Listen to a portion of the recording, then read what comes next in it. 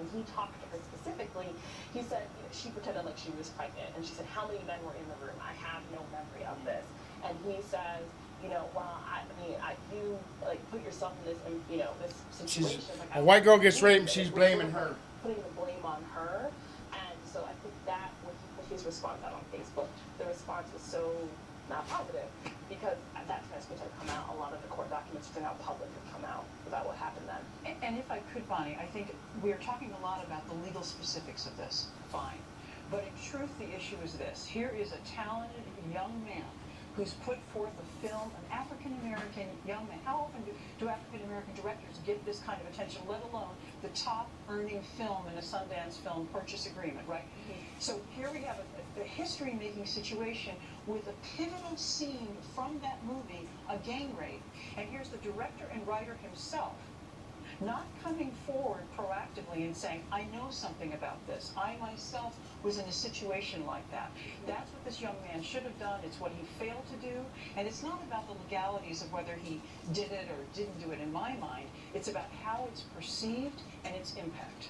I completely agree. I think there's been some issues about whether or not Fox Searchlight and some of these other groups are going to have him do the tour to go out publicly and talk about it. Right, there's hesitation about sending things like churches and to college campuses to talk about it. It sounds like that's where they're worried about it. But in the pivot, what's interesting to me is I feel exactly the same way. The Facebook post that he wrote was supposed to sort of neutralize this, at least to some extent, which is, this happened, this was in my past, I'm discussing he did publicly. A huge I thought it was incredibly disrespectful the way he wrote it, in the sense that it was like, I have $5. Really, I didn't.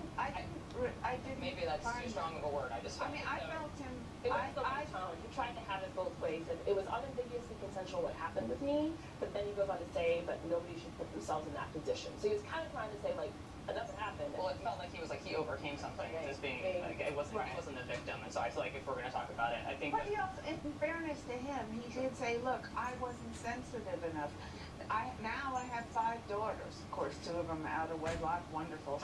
But I think step in the right direction. I guess to Sam's point, I think shouldn't he be talking about these issues? Like, he has an opportunity as a platform. He has an opportunity to talk about something that happened in his past. Talk about the importance of him worrying about his own daughters going to college and having a similar experience. But this was an opportunity for him with a microphone in front of him, and I think he hasn't taken it. I think it's just like let's just not talk about it Exactly, anymore. and that's that great culture. Let's shove it under, let's not talk about it. And he had an obligation, he had an opportunity before it all came out to say, listen, I've been here, I've lived it, I've made my own mistakes that I regret, and that's what this film is talking about. And he not only did he totally miss that moment, he's made it worse since. well, should Fox Searchlight pull out completely? I don't think that's the case, because I think at the end of the day, I think this does cast a very long shadow over the film. I think, unfortunately, I think this is a great opportunity for an African-American director and lead actor to have an opportunity, potentially win an Oscar, especially in the environment that it's been in the Oscars and the Academy for the past several years. And now that's being overshadowed by this. So I think that's the unfortunate part. This is obviously, it's a very fantastic film, but we're going to be talking about this when that film comes out. We're going to talk about it. And it was the film, and it came out, and it got, some media critics say, so many laudatory awards, etc. At Sundance, right as the Oscars were highly criticized for lack of no directorial or actor awards to African Americans after the past couple of years of films like 12 Years a Slave and Selma. Well, and I think that the unfortunate part about it is, like, it's going to cast a long shadow. Some people are suspicious that it's come up now because it is in such Oscar contention. There's an Oscar campaign, and some studio that didn't begin the film probably is leading this. I certainly know that the family has been like, we don't know why. We are appreciative that it's coming up now, or having a dialogue about it in a larger framework, but we are suspicious as to, you know, the motives behind it, and we don't want to stoke these coals any further. Let us know what you think. Please follow me on Twitter at Bonnie Hervé or at To the Contrary.